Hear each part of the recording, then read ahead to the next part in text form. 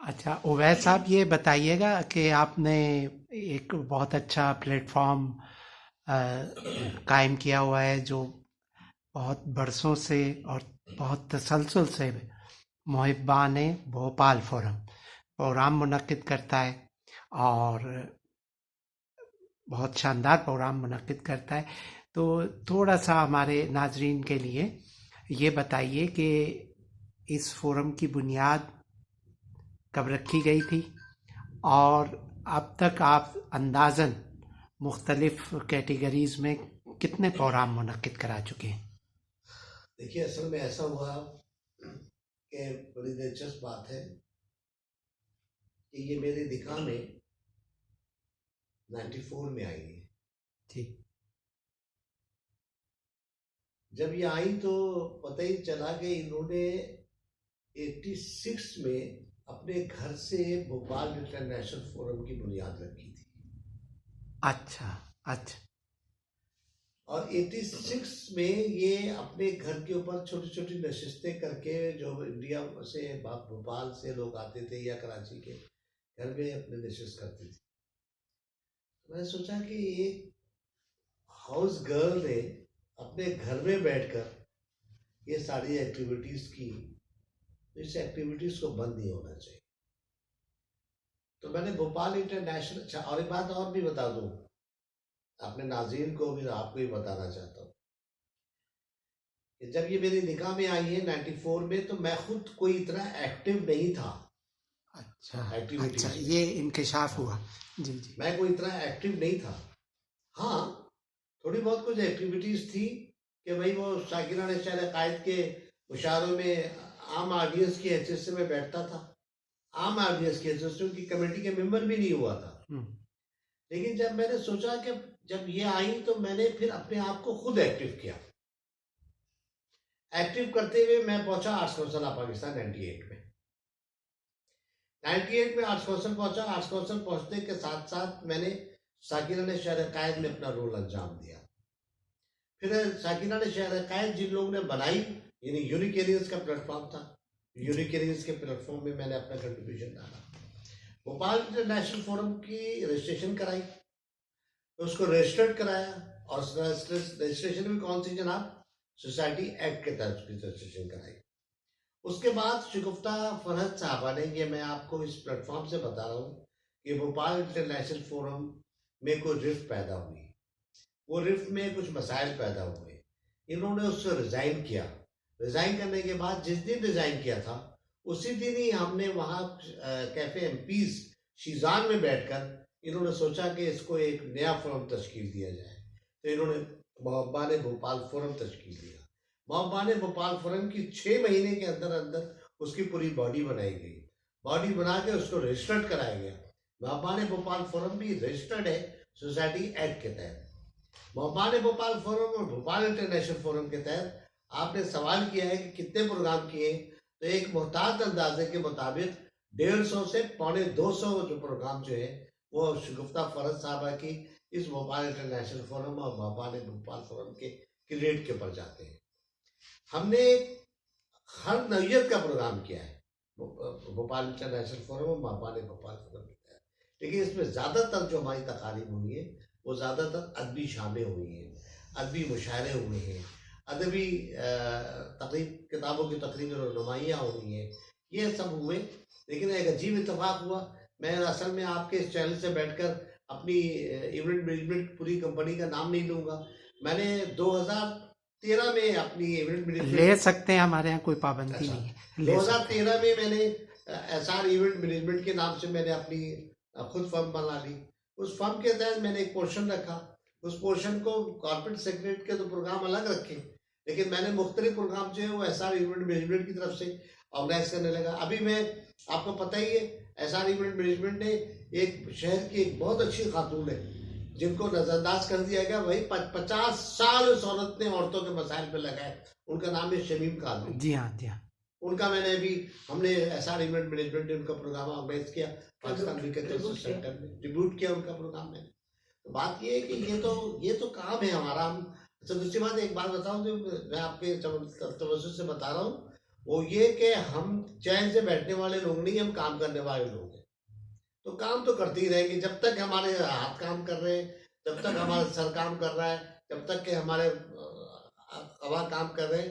बस तो मैं तो अपने नाज़रीन से ये कहूँगा कि हम दोनों मियाँ बीवी के लिए दुआ करते रहे कि अल्लाह ताला हमारे हाथ पाँव ज़हन और सर को सलामत रखे। बख्श साहब, मैं एक वजाहत और करती चलूँ कि उवैस अदीब अंसारी साहब ने जो हमने आज तक प्रोग्राम किए हैं अपनी शादी के बाद, जो भोपाल इंटरनेशनल फोरम और मुहिबान भोपाल फोरम के ज़ेर तमाम, तो इन्होंने लगभग 150 प्रोग्रामों का हवाला दिया है। लेकिन ये मेरा ख्याल है 150 इन्होंने शायद इनकसारी में, या इनको याद नहीं रहा, ये 500 से ज़्यादा, अच्छा माशाल्लाह। 500 से ज़्यादा प्रोग्राम हमने हर नौयत के माशाल्लाह माशाल्लाह मुनक़िद किए हैं। और इसमें सबसे बढ़कर एक तकरीब थी हमारी निशान सिपास की तकरीब, जो हमने भोपाल की 10 मारूफ शख्सियात को दो की हैं, लेकिन एक का मैं बताना खुसूसन चाहूँगी कि उसमें डॉक्टर कदीर खान साहब, मोहसिन भोपाली साहब, सेनेटर अब्दुल हसीब खान साहब, खुशबख्श शुजात, सहबा लखनवी साहब, और ये मोहसिन भोपाली साहब का नाम ले लिया मैंने, जी हाँ लिया, और शहजादी आबदा सुल्तान साहिबा, और अपने ये जो डॉन के एडिटर रहे हैं अहमद अली खान साहब। ये मैं चंद नाम सीधा सीधा बता रही हूँ। इन सबको भोपाल इंटरनेशनल फोरम के प्लेटफॉर्म से अवार्ड्स दिए गए। और इसमें जो ज्यूरी कमेटी बनाई गई थी, शहर के बहुत ही जय्यद किस्म की शख्सियात थी, और वो भोपाल से उनका कोई ताल्लुक नहीं था। हमने गैर भोपालियों की ज्यूरी कमेटी बनाई कि वो भोपाली शख्सियात का इंतखाब करें, हमने नाम दिए थे। तो उनकी राय की रोशनी में मोहम्मद अहमद सजवारी, जो हमारे अली सुफियान आफाकी साहब, मतलब ये बहुत ज्यादा शख्सियात हैं। मैं अभी डॉक्टर अतिया खलील अरब साहिबा, तो बेगम कमरुन्निसा कमर साहिबा, तो ये मसूर अहमद मसूर, ये बहुत से नाम हैं जो हमारे अदाकार शकील साहब हैं, फिल्म स्टार और टीवी और फिल्म के। लेकिन शकील साहब के लिए मैं एक बात और भी कहती चलूँ इस प्लेटफॉर्म से कि वो आजकल इंतहा से ज़्यादा अलील हैं, और आप सबसे नाज़रीन कराम हमें दरख्वास्त है कि उनके लिए दुआए सेहत कीजिए। कीमती सरमाया है, असासा हैं अदाकार शकील साहब। अच्छा आपसे इसको सेव करना है, ये कर लो। अच्छा, अभी आपने माशाल्लाह काफ़ी तफसील से अपने प्रोग्रामों की बारे में हमें बताया। अच्छा, यहाँ पे एक सवाल आपसे बिल्कुल ज़ाती नौइयत का पूछ रहा हूँ कि ये जो आपकी दोनों की माशाल्लाह सरगर्मियाँ हैं, ख़यालात हैं, ज़हनी आमांगी है, सब कुछ है, लेकिन एक सवाल होता भी है कि भाई इस सारी ये आप चूँकि इन तमाम कामों के लिए बहुत काफ़ी वक्त सर्फ होता है, तो इसमें कहीं बच्चे नज़रअंदाज तो नहीं हुए? एक माँ होने की हैसियत से आपने उनकी कैसे तरबियत की और उनको कोई शिकवा शिकायत तो नहीं होने दिया, ये बताइए। हाँ, ये आपने मेरी ज़िंदगी का एक बहुत ही अहम सवाल किया है, क्योंकि ज़िंदगी इसी पर बेस करती है। बात ये है कि मैंने आपको शुरू में ही ये अर्ज़ किया था कि ये सब एक्टिविटीज़ अपनी जगह, ये कोई हम शौक़ है, लेकिन ज़ाहिर ही कोई हमारी वो जॉब थोड़ी है, नौकरी थोड़ी, कोई इससे हम कमा थोड़ी रहे हैं। हम तो खिदमत कर रहे हैं, और खिदमत के लिए तो ये होता है कि जब वक्त मिला हम खड़े हो गए कि भाई ये प्रोग्राम करना है, या ये शाम करनी है, या तकरीब इजरा करनी किताब की। तो मैंने आपसे पहले भी अर्ज़ किया था कि टॉप प्रायोरिटी मेरा घर है। जब मैं शादी हो गई रही, जब भी टॉप प्रायोरिटी थी, और आज भी मेरा जो अवलीन तरजीह जो है मेरा घर है। और हमारी माशाल्लाह एक बेटी है, अल्लाह ताला उसे अच्छा रखे, खुश खुरम शादो आबाद रखे अपने घर में। और मैंने हमेशा उसका, जब हमारी एक्टिविटीज़ चलती थी तो उसके स्कूलिंग एज में टेस्ट, इम्तहान, ये जो भी सिलसिले होते थे, तो मैं उन दोनों ये सब एक्टिविटीज़ ये तय करके बंद करके रख देती थी कि अब आजकल नहीं, ये बेटी को वक्त देना है पढ़ने के सिलसिले में, और ये उसका हक़ है ये। और अगर हमने उस हक़ से महरूम कर दिया उसको, तो न जाने उसकी पढ़ाई का क्या हो। और हम तालीम तरबियत दोनों मेरे लिए बहुत अहमियत रखते हैं। तो ये मैंने हमेशा अपनी बेटी को भी वक्त दिया और अपने घर को भी वक्त दिया, क्योंकि मेरी अवलीन तरजीह है, और सबकी तरजीह यही होनी चाहिए, पहले अपना घर देखना चाहिए। तो यहाँ मैंने यही देखा। उसके बाद फिर जब वक्त मिला तो इन एक्टिविटीज़ को भी जारी रखा, और मुझे अपने शौहर यानी उवैस अदीब अंसारी साहब की मुकम्मल सपोर्ट हासिल रही। और उन्होंने भी अब देखा मैं मसरूफ़ हूँ, तो ज़रा हल्का हाथ रखा कि आजकल प्रोग्राम ज़्यादा नहीं, और जब हम ज़रा फारिग हुए तो फिर हमने भी अपने हाथ खोले। लेकिन हम पहले अपने घर को देखते थे, अपनी बेटी को। और बेटी माशाल्लाह अब अपने घर बार की है। ये कोविड जो आया था तो उन्हीं दिनों माशाल्लाह रिश्ते आए, तो उनमें से एक हमें भी अच्छा लगा। बहुत अच्छे लोग, बहुत अच्छी फैमिली, बहुत अच्छा ख़ानदान, तो वो भी माशाल्लाह अपने घर बार की हुई अल्हम्दुलिल्लाह। मेरे हस्बैंड ने और मैंने अपने अजीज़ों की दुआओं के साए तले हमने उसे अपने घर विदा किया। माशाल्लाह खुश खुर्रम है, अल्लाह ताला उसको अच्छा रखे। अच्छा, उवैस साहब, ये बताइएगा कि अब जो सूरत हाल है, ये बड़ा मैं आपसे एक अहम सवाल पूछ रहा हूँ कि हमारी शहर की एक पहचान अदबी, सकाफ़ती और दीगर तमाम शोबों की सरगर्मियों की आर्ट्स काउंसिल है। अब वहाँ पर ये सूरत हाल ये है कि गुज़श्ता तकरीबन एक दिहाई से एक ही ग्रुप जीतता है, और अब एक नई रिवायत पड़ी है कि जी वो बिला मुकाबला मुंतखब हो गए। अच्छा, तो ये तो बड़ा यानी अजीब व गरीब सूरत हाल हो गई। तो आप कैसे देखते हैं कि इंतखाबात भी आर्ट्स काउंसिल की एक बहुत खूबसूरत रिवायत रही है, वो हो ही ना, और आप बस एक ऐलान करते हैं। फिर ये है कि कुछ लोगों का कहना है कि जो बहुत ज़्यादा यानी कि एक ही ग्रुप आने से भी एक तासुर ये पैदा होता है कि वहाँ पर कुछ न कुछ ऊंच नीच है, गड़बड़ है। तो आप कैसे समझते हैं सारी ये ताज़ा तरीन जो सूरत हाल है ना? तो और आपसे भी एक चुभता हुआ सवाल है कि भाई आप क्यों वो क्या कहते हैं, पतली गली से निकल गए आर्ट्स काउंसिल से, ये भी ज़रा बता दीजिए। देखिए, पता नहीं आपके इस चैनल पे कितना वक्त है और आप कितनी एडिटिंग हमारे पास बहुत वक्त है, आप भी बगैर सेंसर के करेंगे इस जी जी, बहुत वक्त है। देखिए, मैं तो 98 में दाखिल हुआ ना आर्ट्स काउंसिल में। जी हाँ जी। 90s में से लेकर और 2005 तक के कितने साल हुए? 15 साल, 16 साल। 16 साल तकरीबन हमारा ग्रुप, जिसको यावर मेदी, इब्राहिम नफीस, नक्काश काजमी, उससी अकबर, एहसन इनाम, अख्तर हुसैन जाफरी, ये सब लोग जो है उस वक्त से चले आ रहे हैं 90s से। हमें कब्जा ग्रुप का खिताब दिया गया था। 16 साल मुतक़िल ऐलान लफ्ज है जी जी जी सही कह रहे हैं। मुतक़िल ऐलान हम लोग वहाँ के हुक्मरान थे आर्ट्स काउंसिल के। अब अगर हमारे बादशाह सलामत, देखिए ये बादशाह सलामत जो मैं कह रहा हूँ, ये प्यार में कह रहा है, मोहब्बत प्यार में कह रहा हूँ, ये खिताब मेरा दिया हुआ है, ये उनको खिताब मैंने दिया है, मोहब्बत में दिया है। मोहब्बत में दिया है। अगर बादशाह सलामत 2013 से लेकर 2009 से लेकर और 2022 तक के अगर मौजूद है, तो हम भी तो 16 साल तक कब्जा ग्रुप में मौजूद थे ना। तो अगर अब वो मौजूद है तो क्या हुआ? ठीक, अब आप आ जाइए कि साहब ये हटते क्यों नहीं है, इनको हटाए कैसे जाए। आप याद रखिएगा, मोहम्मद बख्श जिस इलाके में आप रहते हैं, इस इलाके में अगर बल्दियाती इलेक्शन होंगे या कोई इलेक्शन होंगे तो उसमें आम आदमी वोट डालेगा, वो आम आदमी के वोट से फैसला हो जाएगा। लेकिन आर्ट्स काउंसिल पाकिस्तान में आम आदमी वोट नहीं डालेगा, उनका मेंबर वोट डालेगा। मेंबर किसके हैं? और मेंबर किसके? मेंबर जो है, हमने अपने दौरे हुकूमत में 2005 तक के हमने अपनी मेंबरशिप साजी जो है 4540 हमारे मेंबर थे। अब वो मेंबरशिप जो बढ़कर जो बनी है वो 7800 हो गई है। तो 3800 मेंबर बनाए हैं। वो 3800 में जो 4700 वाला जो मेंबर था, उनमें से बहुत से लोग मर खप गए और जो लोग हैं जिंदा वो आज को चलाते नहीं। तो 700 लोग जो वो, उसमें से 350-400 हमारे लोग हैं, ठीक है। और जो भी नए मेंबर बने उसमें से मुश्किल से 10% भी हमारे नहीं है।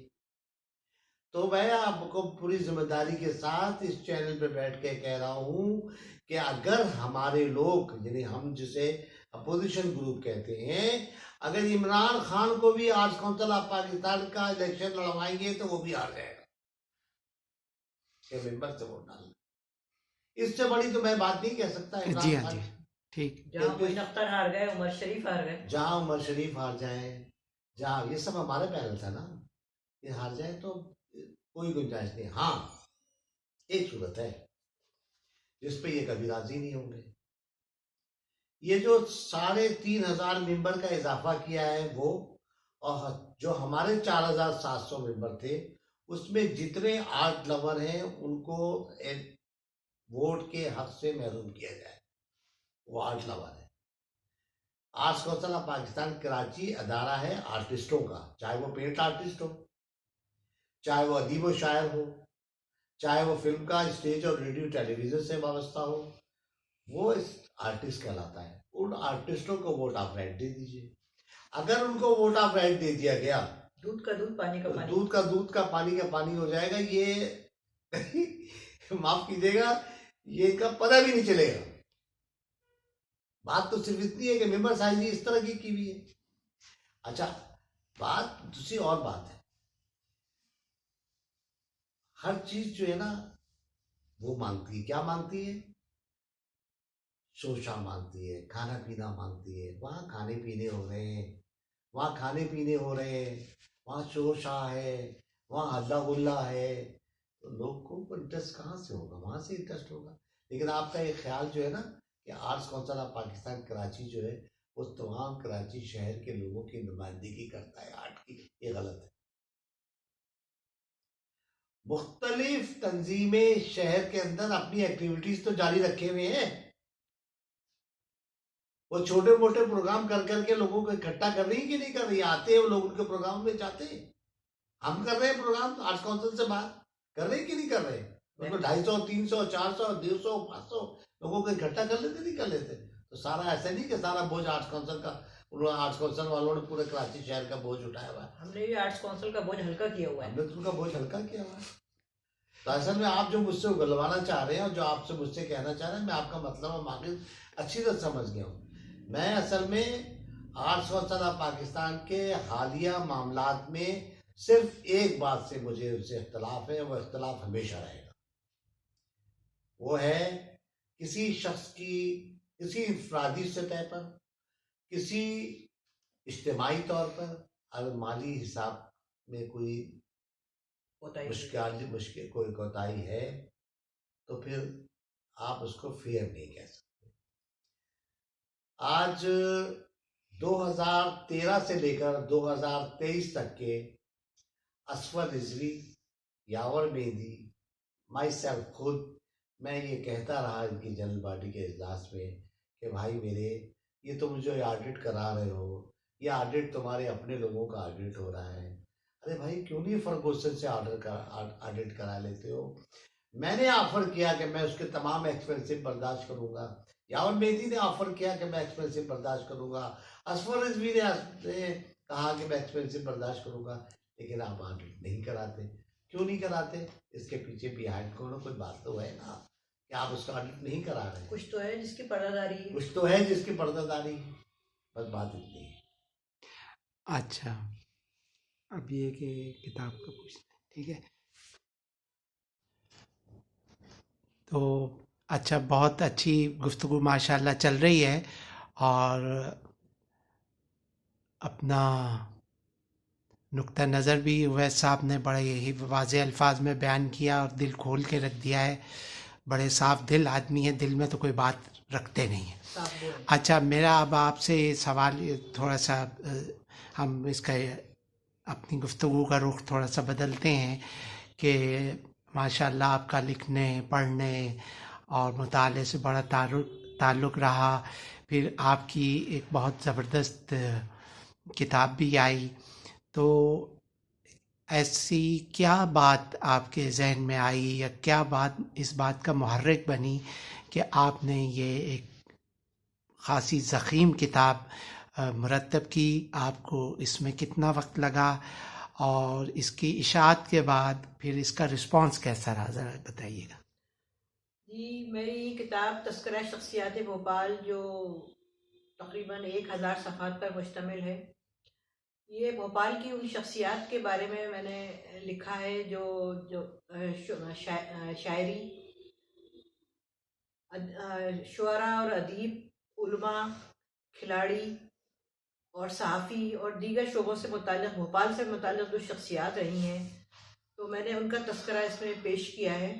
और ये ख्याल कैसे आया, तो जनाब मेरे आबा और अजदाद का ताल्लुक़ जो है, मेरे नाना और दादा आपस में सगे भाई थे और वो भोपाल में रिहाइश पजीर थे, और मेरे वालिदैन का ताल्लुक़ भी भोपाल से ही रहा है। तो जब पाकिस्तान बन रहा था तो मेरे वालिद साहब अलीगढ़ यूनिवर्सिटी में ज़ेर तालीम थे, वो भोपाल से पढ़ने गए हुए थे। मेरे अम्मी और अब्बू दोनों की इंगेजमेंट भोपाल में हो चुकी थी। तो जब वो पाकिस्तान बन रहा था तो उनकी तालीम, वो मेरे वालिद साहब जो थे कायदे आज़म के शाना बशाना, और मतलब वो उनके कारकुनों में शामिल थे और बहुत ही जलसे जुलूसों में शिरकत करते थे। एक अजीब ही उनके अंदर एक लगन थी, और तहरीक पाकिस्तान जो बन रही थी उसका जज्बा था कि मैं भी कुछ काम करूं एज ए वर्कर। तो वो सब देखे हुए थे। तो जब वो पाकिस्तान तशरीफ़ लाए वालिद साहब, ज़ाहिर है मेरे माँ बाप दोनों आपस में सगे चचेज़ाद थे, और जब कराची आए तो दोनों के बहन भाई कराची आए। तो वहाँ क्योंकि इंगेजमेंट हो चुकी थी, यहाँ दोनों की शादी हुई। लेकिन शादी के बाद भी ये रहा, क्योंकि मेरे ननिहाल ददियाल अभी भी वहीं आबाद है, जब भी वहाँ आबाद थी तो मेरे वालिद साहब भोपाल जाते रहते थे, और हम लोगों को बचपन से ही ले लेके जाते थे। और जब वो बैंक में, यहाँ उनको जॉब मिल गई थी माशाल्लाह, तो बैंक में जॉब के जब उनकी छुट्टियां आती थी तो उनको इंतज़ार होता था कि भोपाल जाएं अपनी फैमिली को लेकर। तो हम भी भोपाल जाते थे, अपने ननिहाल ददियाल में उठते बैठते थे। और वो एक वक्त था तो बहुत ही छोटी उम्र थी, फिर तकरीबन 70s के बाद और 80s में थोड़ा शऊर आया और स्टूडेंट लाइफ हुई। तो मैं जब जाती थी तो मेरे चचा का वहाँ स्पेयर पार्ट्स का बिजनेस है, तो उनकी शॉप पर जो था, उनके ऑफिस में भोपाल के बहुत से शायर और अदीब आते थे, के भोपाली साहब, शेरी भोपाली साहब, और बहुत से इश्तियाक आरिफ साहब सहाफ़ी थे, बहुत अच्छे, सबका आना जाना होता था, वो मुझसे मिलवाते थे। हालांकि मैं तो खुद एक स्कूल एज या मैट्रिक की तालबा होती थी, वो कहते थे मेरी भतीजी आई हुई है, मैं सबसे मिलती थी, मुझे बड़ा अच्छा मालूम होता था। शायरों अदीबों से मिल रही हूँ, भोपाल के सहाफ़ियों से मिल रही हूँ, उलमा से मिल रही हूँ। मौलाना इमरान मियाँ, वहाँ उन्होंने ताजुल मसाजिद बनाई है और एशिया में बहुत बड़ा नाम है उस मस्जिद का, ताजुल, उनसे भी मुलाकात हुई। तो काफ़ी लोगों से, तो मैं जब कराची आती थी तो मैं उनके बारे में थोड़ा थोड़ा लिखती थी। फिर इसके अलावा यहाँ साकनाने शहर क़ाइद के जो आलमी मशायरे मुनक़्क़िद हुए, तो वहाँ से भोपाल से बहुत से शुअरा आते थे, मंजर भोपाली आए, और डॉक्टर बशीर बदर, अगरचे उनका ताल्लुक भोपाल से नहीं है, मेरठ से है, लेकिन वो शादी होकर फिर भोपाल ही बस गए। हमारी डॉक्टर रज़िया हामिद साहिबा की छोटी बहन है राहत बदर, उनसे उनकी शादी हुई, और वो अभी भी वो वहीं पर मुक़ीम है, डॉक्टर बशीर बदर साहब। और मैं आप सबसे इल्तमास करूँगी कि उनकी हालत भी ठीक नहीं है, तबीयत, ज़ाहिर है कि वो अब इस उम्र के उस हिस्से में है कि बस आप दुआए सेहत की दरख्वास्ती कर सकती हूँ। तो वो जब ये सब यहाँ कराची आते थे तो मैं उनसे सबसे मिलती थी, वहाँ से लोग खतूत भी भेजते थे। नुसरत मेहंदी आई, उनसे मेरी मुलाकात हुई। वहाँ के हिंदू शायर हैं, एक और भी तो आए थे ना, शफीका फरज, प्रोफेसर शफीका फरज साहिबा आई, डॉक्टर रज़िया हामिद आई, और बहुत से शुअरा कराम, और मतलब हर शोबे से लोग यहाँ आते थे, मैं मिलती थी, तो मुझे उनके बारे में नॉलेज मिलती थी, मैं लिखती रहती थी। और बाकी जो नॉलेज रह गई थी, रही सही कसर, तो हम उस वक्त जो था वो खतूत का भी दौर था। अब तो माशाल्लाह व्हाट्सएप और नेट और फेसबुक आ गई है, तो मैं उनसे मालूमात लेती रहती थी, जो कुछ मुझे लगता था कवाइफ रह गए हैं या कुछ मालूमात रह गई हैं। उन लोग भोपाल वाले भी बहुत ही जिम्मेदारी के साथ मुझे कुछ ना कुछ मैटर वहाँ से फराहम करते थे। कुछ मेरा अपना लिखा हुआ होता था, जो कुछ मुझे कंफर्म करना होता था तो मैं वहाँ से कर लेती थी। तो इस तरह ये किताब के सिलसिले में मुझे मालूमात मिलती गई और मैं लिखती चली गई। तो इस सिलसिले में मैं नूर अहमद मेरठी साहब, जो यहाँ कोरंगी में रहे हुए हैं और बहुत अच्छे मुहक़्क़िक़ रहे हैं, वो मेरे बिल्कुल सगे भाइयों की तरह शफ़क़त फरमाते थे। उन्होंने मेरी बहुत रहनुमाई की, और उन्होंने जहाँ कोई गलती देखते थे तो तस्सीह करते थे, यूँ गुफ्ता फ़रत, यूँ नहीं, यूँ मेरी बहन आप यूँ करें, इस तरह करें, और देखिए आपको ये किताब मुकम्मल करनी है। किताब जो है एक पत्थर होती है, और ये आपको ही करना है ये काम, ये किताब आप ही के लिए बनी है, लगता है आप कर ले जाएंगी काम। उन्हें इतना यकीन था मुझ पर। वो मेरी नूर अहमद मेरठी साहब बहुत रहनुमाई फरमाते थे। तो इस तरह ही किताब का अमल जारी रहा। अच्छा, इसी दौरान जब बिल्कुल किताब आखिरी मराहिल में थी, इसमें हमने डॉक्टर कदीर, वैसे तो यहाँ ये नहीं है भोपाली के लोग वहाँ से, यहाँ भी हमारे पाकिस्तान में भी फैले हुए हैं, अकनाफ आलम में भोपाल की इल्मी अदबी शख्सियात मौजूद हैं। तो मेरा उनसे भी राब्ता रहा। तो डॉक्टर कदीर खान साहब को जब पता लगा कि मैं इस किताब पर काम कर रही हूँ और मैंने उनका भी तस्करा लिखा है अपने टूटे फूटे अल्फाज में, तो उसमें जब उनको पता लगा तो बहुत खुश हुए। बिल्कुल एंड जब चल रहा था किताब, यानी बिल्कुल आने वाली थी, तो डॉक्टर साहब जब कराची तशरीफ लाते थे तो मुझे और अवैस अदीब अंसारी साहब से, मैं भी उन्हें फ़ोन करती थी, वो भी मुझे कर, मैं आ रहा हूँ, आपसे मिलना है। तो डॉक्टर साहब ने जब ये किताब का देख लिया कि ये हो गया है कंप्लीट, तो उन्होंने खुद मुझसे ख्वाहिश जाहिर की। देखिए कितने वो खुद भी भोपाल के थे और उनको बहुत ताल्लुक ख़ास था कि इस किताब के बारे में, वो मतलब वो भी मुंतज़िर थे कि ये किताब कब आएगी।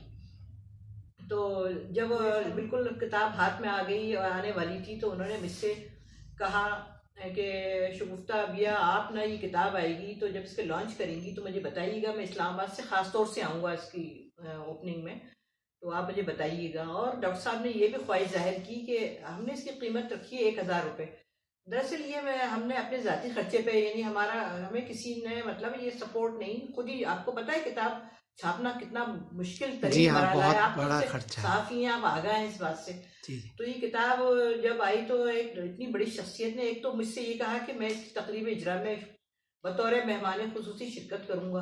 दूसरी बात ये, मतलब मेहमान खुसूसी, मैंने खुद उनसे कहा कि आपको इस तकरीब में आना है और हम आपको मेहमान ख़ास बनाएंगे, क्योंकि आप भोपाल के भी हैं, दिलचस्पी रखते हैं। डॉक्टर साहब ने एक बात कही कि आपने कीमत रखी है और मुझे इसकी 10 कॉपियाँ अभी दे दें और मैं ये इस्लामाबाद ले जाऊंगा और अपने हल्के के दोस्तों को दूंगा उनको पढ़ने के लिए, क्योंकि मेरा ताल्लुक भोपाल से, वो सब जानते हैं और इसको हाथों हाथ लेंगे। तो 10 कापियाँ, और उन्होंने इसकी कीमत अदा की। हालांकि मैंने बहुत मना किया, डॉक्टर साहब आप ऐसी नहीं कहने लगे, आपने इतनी मेहनत की है, छपाया लिखा।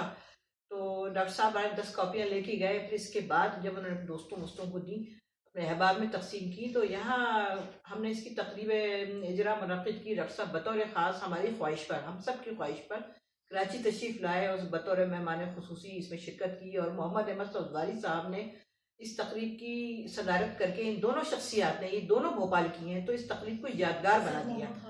और मेरे लिए जो है ये बहुत ही यादगार लम्हात थे कि मेरी इस तकरीब में डॉक्टर साहब बनफ्स नफीस मौजूद थे, और मोहम्मद अहमद सौदारी साहब जो बहुत ही अच्छे लिखने वाले हैं, अदीब हैं, माहिर माशियात हैं, उन्होंने इसकी सदारत की। और भोपालियों की बहुत बड़ी थोड़ा सा तादाद में। मैं भी दखल दे रहा हूँ। जी जी। तो मैं दखल ये दे रहा हूँ कि आप सहाफ़ी हैं, आपने टैलेंट्स रिसाला निकाला, और टैलेंट रिसाले में आपने जब मुझे दिखाया तो मैं तो हैरान ही रह गया कि आपने कोई अदीब शायर छोड़ा नहीं जो उसका इंटरव्यू ना किया हो। लेकिन वो रिसाला जो है उसकी ना मालूम, मुझे नहीं पता उसकी क्या कीमत थी उस ज़माने में, लेकिन ये वाहिद किताब है जो हमने 1000 छपाई थी। और 250 किताबें जो है, जब इसकी ओपनिंग हुई है तो 250 किताबें तो उस दिन सेल हुई थी। उसके बाद फिर डॉक्टर साहब की ये 10 किताबों की बात कर रही है। डॉक्टर साहब ने इसके बाद फिर मुझसे 20 किताबें मंगवाई, दोबारा बाद में 20 किताबें मंगवाई, उसकी कीमत अदा की, उसकी कीमत अदा की। उसके बाद फिर उन्होंने कहा कि आप 20 किताबें जो हैं वो मेरे वहाँ रखवा दीजिए, मेरी बहन के घर के ऊपर, और उसके मैं जब यहाँ कराची आऊँगा तो अब आपको कोरियर करने की ज़रूरत है, वो किताबें मैं खुद लेके जाऊँगा। वो किताबें जो है उन तक गई और वो पहुँची। तो अब हमारे पास कैफियत ये है कि इन किताबों में हमारे पास मुश्किल से कोई 50 या 40 किताबें जो है वो हमारे पास रह गई हैं। तो हम ये भोपाल जाने का भोपाल इरादा की, रखते हैं और अगर इनका एक वीज़ा मिला। बहुत बड़ा काम इस वक्त ये करने जा रही है। शगुफ्ता फ़रत जो साइमीन और आपको बताना चाहता हूँ वो ये कि ये एक और किताब पे काम कर रही है। वो उसका नाम क्या है? पाकिस्तान के रोशन सितारे। पाकिस्तान के रोशन सितारे, इस पर ये काम कर रही है। और इंशाअल्लाह ताला सन 2023 के आखिर तक के वो इंशाअल्लाह ताला किताब भी मंजर आम पे आ जाएगी। अभी इस पर काम इनका जारी है जो कर रही है।